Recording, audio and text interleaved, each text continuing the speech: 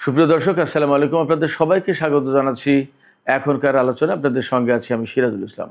দর্শক, মধ্যপ্রাচ্যে একই সাথে এমন কতগুলো ঘটনা ঘটছে যেগুলোকে দেখলে মনে হবে আলাদা আলাদা খবর, কিন্তু ঘটনাগুলোর একটার সাথে আরেকটার ঘনিষ্ঠ সম্পর্ক রয়েছে।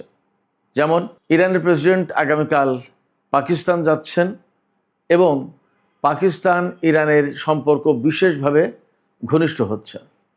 এদিকে সংযুক্ত আরব আমিরাত এবং ভারতের মধ্যে চলছে ব্রাহ্মস এবং আকাশতীর সমন্বিত এয়ার ডিফেন্স নেটওয়ার্ক বিক্রির আলোচনা। এপাশে সুইজারল্যান্ডে ইরান এবং আমেরিকার মধ্যে যে আলোচনা হয়েছে তাতে আমেরিকা ইরানের উপর থেকে আগামী 60 দিনের জন্য তেল বিক্রির উপর থেকে নিষেধাজ্ঞা প্রত্যাহার করে নিয়েছে। তার মানে এখন বিনা বাধায় ইরান তেল বিক্রি করতে পারবে। এর একটা বিশেষ প্রভাব পড়বে আন্তর্জাতিক তেল বাজারে। একই সাথে বিদেশে আটকে থাকা ইরানের বেশ কিছু সম্পদ আমেরিকা অবমুক্ত করেছে বলে ইরানের পররাষ্ট্রমন্ত্রী আব্বাস আরাকচি জানিয়েছেন। এই যে ঘটনা প্রবাহ ঘটছে, এ সমস্ত ঘটনার কিন্তু আঞ্চলিক এবং ভূ রাজনৈতিক আলাদা আলাদা প্রভাব আছে। দর্শক, চলুন আজকের এই ভিডিওতে এই সমস্ত ঘটনাগুলো বিশ্লেষণ করি এবং এগুলোর আঞ্চলিক এবং ভূ রাজনৈতিক কী প্রভাব আছে, আন্তর্জাতিক বিশ্বে এর কী প্রভাব পড়বে, এই সমস্ত নিয়ে বিস্তারিত আলোচনা করব। আশা করি আপনারা শেষ পর্যন্ত সঙ্গে থাকবেন এবং সংযুক্ত আরব আমিরাত, ভারত, ইরান, পাকিস্তান এই আন্তঃসম্পর্কগুলো আসলে কিভাবে আবর্তিত হচ্ছে সেগুলো বোঝার চেষ্টা করবেন। দর্শক, এখানেই বলে রাখি, যদি ভিডিও ভালো লাগে তাহলে লাইক, কমেন্ট, শেয়ার করবেন এবং চ্যানেলটি সাবস্ক্রাইব করে সাথেই থাকবেন। দর্শক, চলুন বিস্তারিত আলোচনায় চলে যায়। একেবারে সর্বপ্রথমেই বলি, ইরানের উপর থেকে আমেরিকা 60 দিনের জন্য তেল বিক্রির উপর থেকে নিষেধাজ্ঞা প্রত্যাহার করে নিয়েছে। তার মানে হচ্ছে এখন থেকে ইরান বিনা বাধায় তেল, গ্যাস এবং তেলজাত পণ্য আন্তর্জাতিক বাজারে বিক্রি করতে পারবে। এই সুবিধাটা পেল ইরান এবং আমেরিকার মধ্যে সুইজারল্যান্ডে গতকাল যে আলোচনা হয়েছে তার প্রেক্ষাপটে। আর তার প্রেক্ষাপট তৈরি হয়েছিল পাকিস্তান এবং বিশেষ করে কাতারের প্রচেষ্টায় যে আমেরিকা ও ইরানের মধ্যে প্রাথমিক সমঝোতা স্মারক সই হয়েছে। সেই প্রাথমিক সমঝোতা স্মারকে 14 দফা রয়েছে। সেই 14টা দফা বাস্তবায়ন করার প্রশ্ন আছে এবং এর ভিত্তিতে ইরান এবং আমেরিকার মধ্যে পরমাণু আলোচনা শুরু হবে। তো পরমাণু আলোচনা শুরুর আগে ইরানের উপর থেকে নিষেধাজ্ঞা প্রত্যাহারের কথা ছিল, তার বিদেশে আটকে থাকা সম্পদ ছেড়ে দেওয়ার কথা ছিল, এরকম অনেক কিছু বিষয় ছিল। সেই সমস্তগুলো আসলে বাস্তবায়ন শুরু হয়েছে, আমরা অন্তত তাই দেখছি। এখানে প্রশ্ন থেকে যাচ্ছে আমেরিকা এই বাস্তবায়ন প্রক্রিয়ার উপরে কতটা প্রতিশ্রুতিবদ্ধ থাকবে। যদি আমেরিকা এই প্রতিশ্রুতি ভঙ্গ করে তাহলে কি হবে? যদি আমেরিকা প্রতিশ্রুতি ভঙ্গ করে তাহলে কিন্তু ইরান এই আলোচনা থেকে সরে আসবে, আবার সেই শত্রুতামূলক অবস্থা তৈরি হবে। এই ব্যাপারে ইরানের সামরিক বাহিনীর পক্ষ থেকে এবং ইরানের এয়ার ডিফেন্স ইউনিটের যিনি প্রধান, তিনি বা সামরিক বাহিনীর পক্ষ থেকে একদম সুস্পষ্ট করে বলা আছে যে ইরানের ক্ষেপণাস্ত্র থেকে শুরু করে ইরানের সামরিক বাহিনী, IRGC সমস্ত সব কিছু প্রস্তুত অবস্থায় আছে। আমেরিকা যদি চুক্তি কোনোভাবে লঙ্ঘন করে তাহলে তার জন্য প্রয়োজনীয় যে ব্যবস্থা নেওয়া দরকার তা নিতে মোটেই দেরি করবে না ইরান। তার মানে ইরান হরমুজ প্রণালী বন্ধ করে দেবে, প্রয়োজনে মার্কিন বাহিনী বা মার্কিন ঘাঁটিগুলোর উপর হামলা চালাতে পারে, বা আমেরিকা যদি তার বিরুদ্ধে কোনো কিছু করতে যায় তখন ফুল ফ্লেজে ইরান যুদ্ধ শুরু করবে। এ ব্যাপারে কোনো রকমের ছাড় দেবে না। আর ইরানের সাথে যদি এই চুক্তিগুলো, প্রাথমিক সমঝোতাগুলো যদি সুন্দরভাবে সব কিছু বাস্তবায়ন হয় তাহলে কি হবে? তাহলে ইরান এবং আমেরিকার মধ্যে যে পরমাণু আলোচনা হওয়ার কথা, সেই আলোচনা স্বাভাবিকভাবে সুন্দরভাবে এগিয়ে যাবে। সেখানে ইরান তার পরমাণু কর্মসূচিতে কতটুকু ছাড় দেবে, তার ইউরেনিয়াম এনরিচ করার ব্যাপারে কতটুকু ছাড় দেবে, এই সমস্ত বিষয় নিয়ে আলোচনা হবে। এদিকে মার্কিন ভাইস প্রেসিডেন্ট JD ভ্যান্স দাবি করেছেন আন্তর্জাতিক পর্যবেক্ষকদেরকে ইরানে পরমাণু কর্মসূচি পর্যবেক্ষণের জন্য ইরানে প্রবেশ করতে দিতে তেহরান সম্মত হয়েছে। অবশ্য আমি ইরানি গণমাধ্যমে বিষয়টি যাচাই করার চেষ্টা করলাম, এখনও আমি পাইনি বিস্তারিত। তবে পশ্চিমা গণমাধ্যমগুলো এই বিষয়টিকে বিশেষ গুরুত্ব দিয়ে বা ফলো করে প্রচার করছে। দেখা যাক আসলে বাস্তবতা কি। 1-2 দিনের ভিতরেই বোঝা যাবে যে আন্তর্জাতিক আণবিক শক্তি সংস্থা যেটা IAEA তাদের পর্যবেক্ষক দল ইরানে প্রবেশ করতে পারছে কি পারছে না। তবে একটা কথা এখানে আমি খুব পরিষ্কার করে বলে দিই, ইরান এবং আমেরিকার মধ্যে যে আলোচনা চলছে সেই আলোচনার ভিত্তিতে ইরানের উপর থেকে নিষেধাজ্ঞা প্রত্যাহার, হরমুজ প্রণালী খুলে দেওয়া, ইরানের আশপাশ থেকে মার্কিন সেনা প্রত্যাহার, অনেক অর্থাৎ 14 দফা যা ছিল সব বাস্তবায়ন করলো ইরান আমেরিকা সবাই। পরমাণু আলোচনাও হলো, অনেক দূর এগিয়ে গেল, কিন্তু একটা জিনিস ইরানের সাথে আমেরিকার হবে না, সেটা হচ্ছে কূটনৈতিক সম্পর্ক। ইসরায়েলের সাথে যেমন ইরানের হবে না, তেমনি আমেরিকার সাথে ইসরায়েলের কূটনৈতিক সম্পর্ক হবে না, এবং দুই পক্ষ একে অপরকে যে বন্ধু হিসেবে গ্রহণ করবে সেটা কিন্তু হবে না, অন্তত ইরানের পক্ষ থেকে। কারণ ইরান মনে করে আমেরিকা যখনই ইরানের ভেতরে আসবে তার সাথে ইরানের সম্পর্ক তৈরি হবে, তখনই ইরান অনেকটা অরক্ষিত হয়ে যাবে।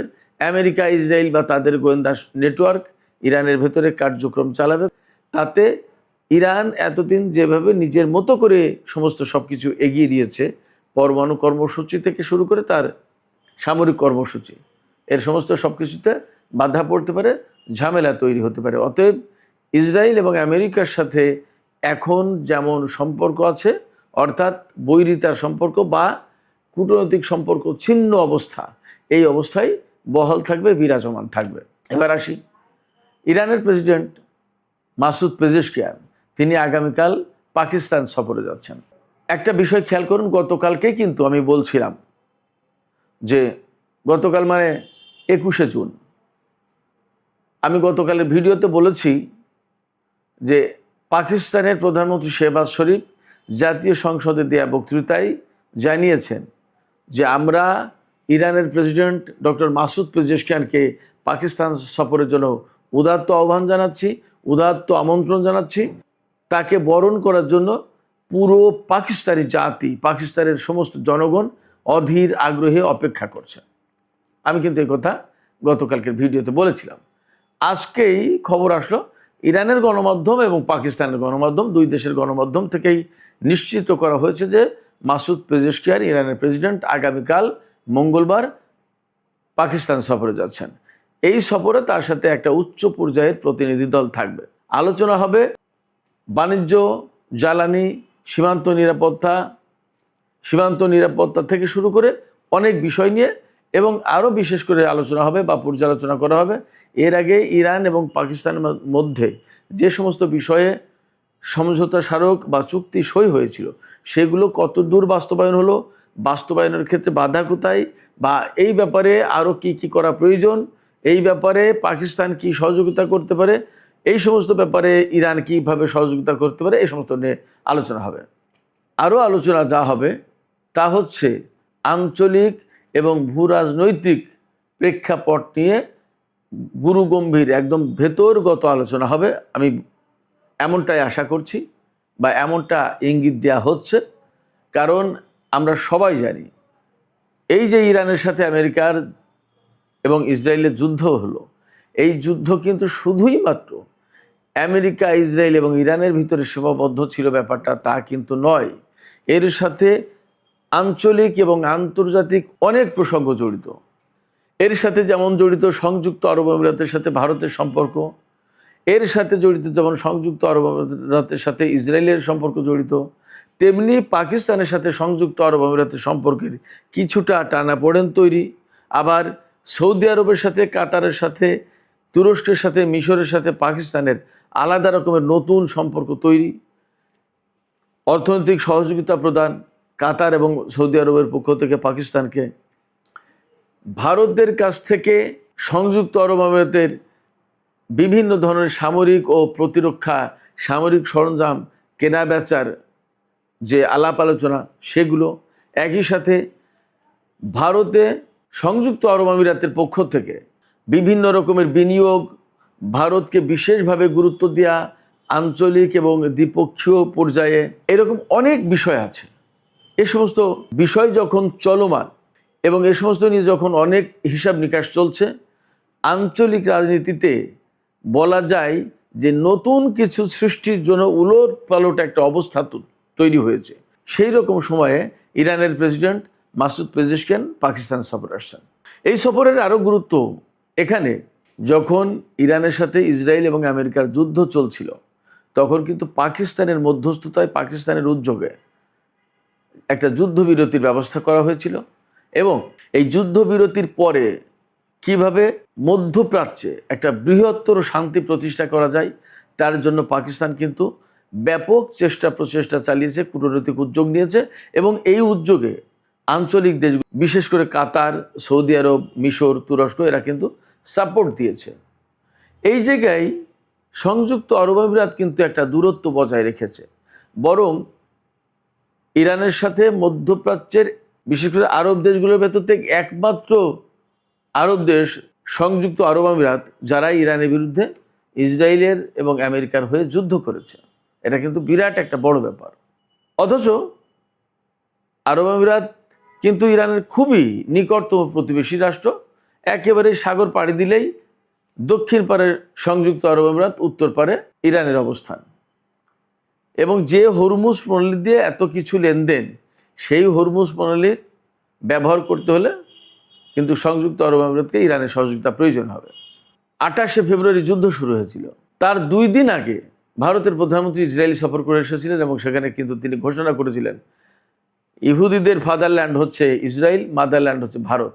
এবং সেই সময়কার যে বিদ্যমান রাজনৈতিক এবং সামরিক উত্তেজনা ইসরায়েল ইরানের সাথে বা আমেরিকা ইরানের সাথে, সেই জায়গায় ভারতের প্রধানমন্ত্রী নরেন্দ্র মোদী ইসরায়েলের প্রতি কিন্তু সমর্থন দিয়েছিলেন। তিনি জানিয়েছিলেন যে আমাদের আপনাদের প্রতি সমর্থন আছে। তার 2 দিন পরে যুদ্ধ শুরু হলো এবং ভারত মহাসাগরে ইরানের কিন্তু নৌবাহিনীর যুদ্ধজাহাজ ধ্বংস করার ঘটনা আছে এবং সেখানে এরকম অভিযোগ আছে যে ভারত এই কাজে জড়িত। ভারত তথ্য দিয়েছিল আমেরিকাকে বা ইসরায়েলকে। এরকম অনেক প্রেক্ষাপট থেকে মধ্যপ্রাচ্যে যখন একটা টালবাটাল অবস্থা, নতুন অনেক সমীকরণ কাজ করছে, অনেক সমীকরণ মিলানোর চেষ্টা চলছে, অনেক হিসাব নিকাশ চলছে, তখন ইরানের প্রেসিডেন্ট মাসুদ পেজেশকিয়ান পাকিস্তান সফরে আসছেন। এই সফরে ইরান এবং পাকিস্তানের দ্বিপক্ষীয় সম্পর্ক আলোচনা হবে, গভীর করার চেষ্টা করা হবে। এবং আমি গতকালকের ভিডিওতে আর একটা কথা বলেছিলাম যে পাকিস্তানের সাথে ইরানের যে পাইপলাইনের মাধ্যমে তেল আনার ব্যবস্থা করার কথা ছিল পাকিস্তানের, এই প্রজেক্ট হয়তো এখন বাস্তবায়ন হবে যদি নিষেধাজ্ঞা উঠে যায়। এবং নিষেধাজ্ঞা যদি উঠে যায় বা একটা শান্তি চুক্তি হয়, অ্যাকচুয়ালি যদি ডোনাল্ড ট্রাম্পের প্রশাসন তা মেনে চলে, তাহলে মধ্যপ্রাচ্যের আসলেই পরিস্থিতি পাল্টে যাবে। এবং আমরা আজকের সকালের ভিডিওতে, আজকে 22শে জুন দুপুরের ভিডিও যেটা আপলোড হয়েছে, তাতে কিন্তু বলেছি সৌদি আরব এবং সিরিয়ার একটা প্রসঙ্গ ছিল। এই সৌদি আরব এবং সিরিয়া কিন্তু লেবানন প্রসঙ্গে একটা রিজার্ভ একটা অবস্থান গ্রহণ করেছে। আমেরিকার কথা কিন্তু তারা শুনছে না। শুধু তাই না, সৌদি আরব এমনটা ভাবছে যে মধ্যপ্রাচ্যে আমেরিকার ঘাঁটিগুলোকে আমেরিকা নিজেই নিরাপত্তা দিতে পারেনি, তাহলে মধ্যপ্রাচ্যের দেশগুলোকে কিভাবে সে নিরাপত্তা দেবে? অতএব তার নিরাপত্তার আর প্রয়োজন থাকবে না। তাহলে হিসাব নিকাশটা কোথায় যাবে? আঞ্চলিক সহযোগিতা বাড়বে, তথা ইরানের সাথে তাদের সহযোগিতা বাড়বে, চীনের সাথে সহযোগিতা বাড়বে, রাশিয়ার সাথে সহযোগিতা বাড়তে পারে। আমেরিকার সাথে সহযোগিতা বা সম্পর্ক যে একেবারে ছিন্ন হয়ে যাবে আমি তা বলছি না, কিন্তু নিরাপত্তা বা সামরিক সংক্রান্ত যে সহযোগিতা, এইগুলো দারুণ মাত্রায় কমে আসবে। তার মানে মধ্যপ্রাচ্যে নতুন সমীকরণ অবশ্যই তৈরি হবে। এছাড়া এখন একদম পরিষ্কার হয়ে গেছে যে ইরানের সহযোগিতা বা ইরানের সাথে সুসম্পর্ক রাখা ছাড়া হরমুজ প্রণালী অ্যাকচুয়ালি ভালোভাবে ব্যবহার করা যাবে না। এমনকি বাব আল মানদেব প্রণালীও, দুটো প্রণালী ইরানের কার্যত কন্ট্রোলে। সেক্ষেত্রে মধ্যপ্রাচ্যের তেল বাণিজ্য থেকে শুরু করে সব ধরনের বাণিজ্য যদি চালাতে হয়, তাহলে ইরানের সাথে সুসম্পর্ক রাখার কোনো বিকল্প নেই। একদম ক্লিয়ার অ্যান্ড লাউড। শুধু জ্বালানি, বিশ্বে যত সার রপ্তানি করা হয় মধ্যপ্রাচ্য থেকে, অর্থাৎ এই হরমুজ প্রণালী ব্যবহার করে তার শতকরা 30% সার পরিবহন করা হয়। খুব সাধারণ ব্যাপার না। এই সার তৈরি হয় ইরানে, ইরাকে, কুয়েতে, সৌদি আরবে, কাতারে, সংযুক্ত আরব, সব জায়গায়, ওমানেও তৈরি হয় সম্ভবত। অতএব এই সার, তেল, গ্যাস, তেলজাত পণ্য, আদার অনেক বাণিজ্য, এসব যদি পরিচালনা করতে হয় তাহলে হরমুজ প্রণালী অবশ্যই লাগবে। আর হরমুজ প্রণালী লাগলে, বাব আল মানদেব প্রণালী লাগলে ইরানের সাথে সম্পর্ক মাস্ট লাগবেই। এই সব প্রেক্ষাপট থেকে ইরানের সাথে পাকিস্তানের এই সম্পর্ক এবং ইরানের প্রেসিডেন্টের পাকিস্তান সফর খুবই গুরুত্বপূর্ণ। পাকিস্তানে ইরানের প্রেসিডেন্ট আসছে এমন সময় যখন সংযুক্ত আরব আমিরাত ভারতের কাছ থেকে ব্রাহ্মস ক্ষেপণাস্ত্র কিনবে বলে আলাপ আলোচনা চালাচ্ছে। ব্রাহ্মস ক্ষেপণাস্ত্র হচ্ছে প্রায় বাতাসের 3 গুণ গতিতে চলতে পারে। এটা সুপারসনিক বা মিনি হাইপারসনিক ক্ষেপণাস্ত্র বলা যায়, ক্রুজ ক্ষেপণাস্ত্র, এবং এগুলোর পাল্লা প্রায় 800 কিলোমিটার পর্যন্ত। এই ক্ষেপণাস্ত্র পাকিস্তানের বিরুদ্ধে গত বছরের যুদ্ধে ব্যবহার করেছিল ভারত। আর আকাশতীর যে সমন্বিত এয়ার ডিফেন্স নেটওয়ার্ক, এটা কিন্তু আরও মারাত্মক। মানে ব্রাহ্মস তো একটা ক্ষেপণাস্ত্র, সে হামলা করবে, আর আকাশতীর হচ্ছে মানে শত্রুর ড্রোন, যুদ্ধ বিমান, ক্ষেপণাস্ত্র সমস্ত সব কিছু শনাক্ত করবে এবং কোন লক্ষ্যবস্তুকে কোন অস্ত্র দিয়ে আঘাত করতে হবে সেইটা সে ডিটেক্ট করবে মুহূর্তের ভিতরে, সেইটা সে ডিসিশন দেবে। ধরুন ভারতের আকাশে পাকিস্তান 10টা যুদ্ধ বিমান পাঠালো, 100টা ড্রোন পাঠালো, আর 50টা ক্ষেপণাস্ত্র পাঠালো অ্যাট এ টাইম। তখন এই আকাশতীর এয়ার ডিফেন্স নেটওয়ার্ক সে টোটাল রাডার সিস্টেমকে, ক্ষেপণাস্ত্র প্রতিরক্ষা ব্যবস্থাকে বা আদার যে টোটাল নেটওয়ার্ক যেটা থাকবে, নেটওয়ার্কের আওতায় যে সমস্ত অস্ত্র মোতায়েন থাকবে তাদেরকে সে এই লক্ষ্যবস্তুগুলো, বিমান, ড্রোন, ক্ষেপণাস্ত্র, এগুলো সে শনাক্ত করবে, করে S-400 কাকে মোকাবেলা করবে, ব্রাহ্মস কাকে মোকাবেলা করবে, বা অগ্নি কাকে মোকাবেলা করবে, বা আদার কে কাকে মোকাবেলা করবে, তাকে সে ডিকটেশন দেবে, ডিসিশন দেবে যে তুমি অমুক ক্ষেপণাস্ত্র ব্যবহার করে এই বিমান ধ্বংস করো, তুমি অমুক ক্ষেপণাস্ত্র ব্যবহার করে এই ড্রোন ধ্বংস করো। এইভাবে মানে মূলত এটা আকাশের চোখ, ভারতের নিরাপত্তা বাহিনীর চোখ বলা যায় এই আকাশতীর। সেক্ষেত্রে খুবই গুরুত্বপূর্ণ একটা ব্যাপার, খুবই গুরুত্বপূর্ণ কিছু বিষয় নিয়ে ভারতের সাথে সংযুক্ত আরব আমিরাতের আলাপ আলোচনা চলছে। এবং আমরা জানি যে ভারতের ডিফেন্স ইন্ডাস্ট্রি, যেটা প্রতিরক্ষা শিল্প, যেটা এখানে ইসরায়েলের বিরাট বিনিয়োগ আছে, ইসরায়েলের প্রযুক্তি আছে। তার মানে ভারতের সাথে এই লেনদেন যখনই হচ্ছে তখন ইসরায়েলের সাথেও অ্যাকচুয়ালি সেটা কানেক্টেড হয়ে যাচ্ছে এবং সেই বিষয়টা কিন্তু থেকে যাচ্ছে। এই ব্রাহ্মস ক্ষেপণাস্ত্র মোতায়েন করবে কার বিরুদ্ধে? সংযুক্ত আরব আমিরাত। বেসিক্যালি এখন মধ্যপ্রাচ্যে সংযুক্ত আরব আমিরাতের প্রধান শত্রু হচ্ছে ইরান, তার বিরুদ্ধে মোতায়েন করবে। তাহলে ইরান কিন্তু কার্যত এখানে সংযুক্ত আরব আমিরাতের বিরুদ্ধে তার নতুন করে চিন্তা ভাবনা করতে হবে। ভারতের কাছ থেকে কিনছে এই বিষয়টা কিন্তু ইরান ভালোভাবে দেখবে না, একই সাথে পাকিস্তানও ভালোভাবে দেখবে না। পাকিস্তানের সাথে সংযুক্ত আরব আমিরাতের দীর্ঘদিন ধরে সম্পর্ক ছিল, কিন্তু যখন এই কিছুদিন হলো ক্রমেই যখন সংযুক্ত আরব আমিরাত মুসলিম এবং ঐতিহাসিক পরিচয় বাদ দিয়ে তার শুধুমাত্র ব্যবসায়িক প্রযুক্তি এবং নিরাপত্তার বিষয়গুলো ভাবছে, দেখছে, তখন সে কিন্তু আমেরিকা, ইসরায়েল এবং ভারতের দিকে ঝুঁকে পড়ছে। এই জায়গায় যখন ভারতের ব্রাহ্মস বা আকাশতীর ক্ষেপণাস্ত্র কিনবে, তার মানে তার ডিফেন্স ইন্ডাস্ট্রিকে ফুলিয়ে ফাঁপিয়ে তোলার চেষ্টা করবে সংযুক্ত আরব আমিরাত এগুলো কিনে, তখন কিন্তু পাকিস্তান বিষয়টা ভালোভাবে দেখবে না। তার মানে এই জায়গায় পাকিস্তান এবং ইরান নতুন করে হিসাব নিকাশ করবে ভারত এবং সংযুক্ত আরব আমিরাতের এই সমস্ত প্রতিরক্ষা সহযোগিতার ক্ষেত্রে। একই সাথে পাকিস্তানের সাথে যেহেতু কাতার এবং সৌদি আরবের ইদানিং সম্পর্ক আগের চেয়েও বেশি উন্নত হচ্ছে, তাহলে এখানে প্রশ্ন এসে যাচ্ছে কাতার এবং সৌদি আরব সংযুক্ত আরব আমিরাতের এই বিষয়টি কিভাবে দেখবে? ওপাশে তুরস্ক তো অবশ্যই ভালোভাবে দেখবে না, মিশর কিভাবে দেখবে? অনেক হিসাব বিকাশ এখানে আলটিমেটলি চলে আসছে। এই জায়গা থেকে বলা যায় যে আগামীকালের ইরানের প্রেসিডেন্টের পাকিস্তান সফর, সংযুক্ত আরব আমিরাতের সাথে ভারতের ব্রাহ্মস এবং আকাশতীর এয়ার ডিফেন্স নেটওয়ার্ক, এ সমস্ত বিক্রির ব্যাপারে আলাপ আলোচনা, অনেক নতুন হিসাব নিকাশ, অনেক নতুন আলাপ আলোচনার জন্ম দিচ্ছে।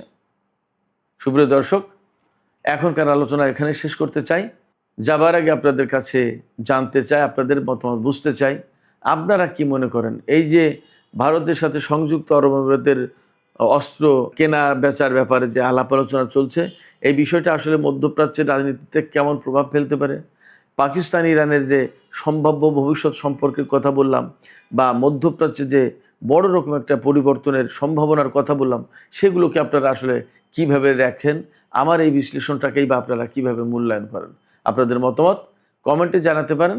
আর ভিডিও ভালো লাগলে লাইক কমেন্ট শেয়ার করবেন এবং চ্যানেলটি সাবস্ক্রাইব করে সাথেই থাকবেন। সুপ্রিয় দর্শক, এখনকার আলোচনা এখানেই শেষ করতে চাই।